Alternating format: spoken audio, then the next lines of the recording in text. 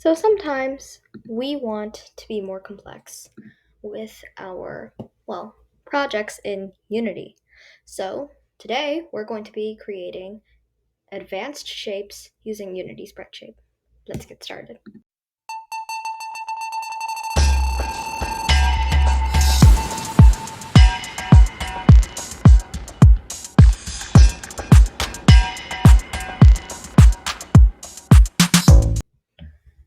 The first thing we want to do is drag out a square and remove its sprite renderer.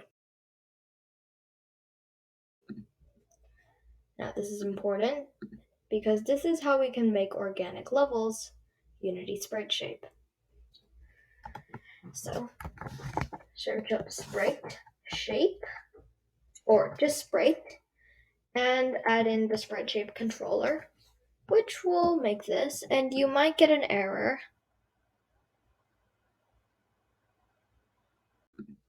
I'm just going to clear it. You can adjust the color used in the Sprite Shape renderer with this. We can adjust the color any way you like. Let's make it red. Let's make it red because that's the color of this thumbnail.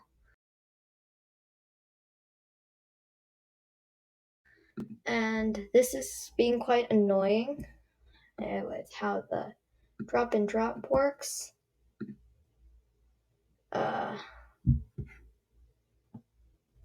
So let's quickly select this and done. But what we really want to get to is the edit spline option.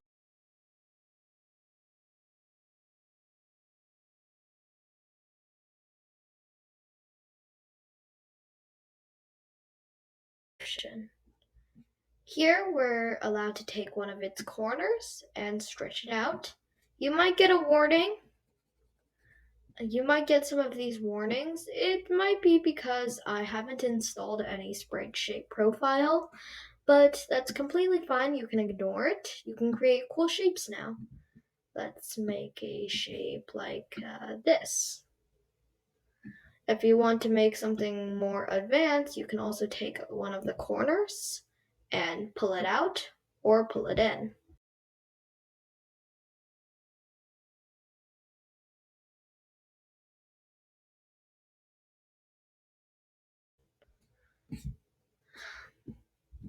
You can also use this, which allows you to curve it and make cool curvy shapes. But to be honest, it's a little hard to use. So you just have to really select a corner and then curve it up in any way you like.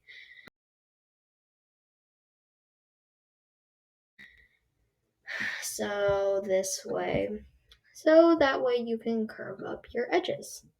You can also use this tool if you don't want it to mirror, and you can just take in any edge that you'd like and increase it like so.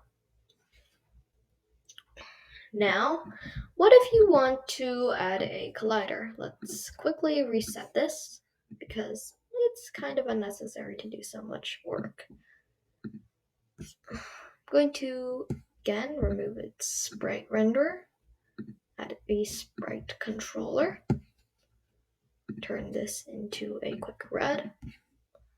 And so, what if you want to make one of these a platform? Now, you don't actually have to use a polygon collider as more commonly used inside when you're using these colliders. Although they can work, they're not exactly good with dealing with edges because, well, to be honest, that's just really how it works. It's just not that good at it.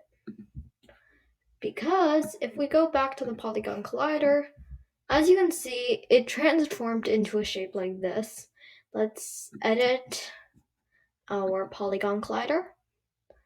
Now, it does take some of it in, but how we want to really do it is using a edge collider. Now, edge colliders are only one shape, so that can be kind of annoying. But now we want to go and tap Update Collider, and everything is perfect. That's how you can add a collider. If you need one, just tap Update Collider, and you can also create really cool shapes using these. And to be honest, it's pretty cool. It's much easier to use than tile map, and if you get warnings, you can just report it on Unity. So, help reporting. You can even create some cool shapes in between, like this.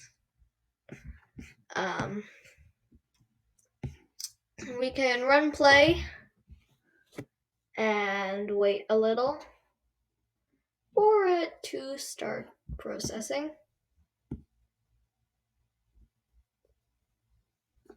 And here it is. I'm gonna quickly remove this. And that's perfect. You can also do a lot more than that. You can, again, just scale it. You can also rotate it. Also, if you want to create even cooler shapes, you can bend it in 3D rotation mode, which can have some mind-bending effects if you're making a 2D puzzler game where your goal is to create cool shapes and stuff. And so if you also want to try to use this, also works, but because of the 3D rotation angular, it for some reason tried to include the X and it tried to include the Z axis, which honestly doesn't work that well.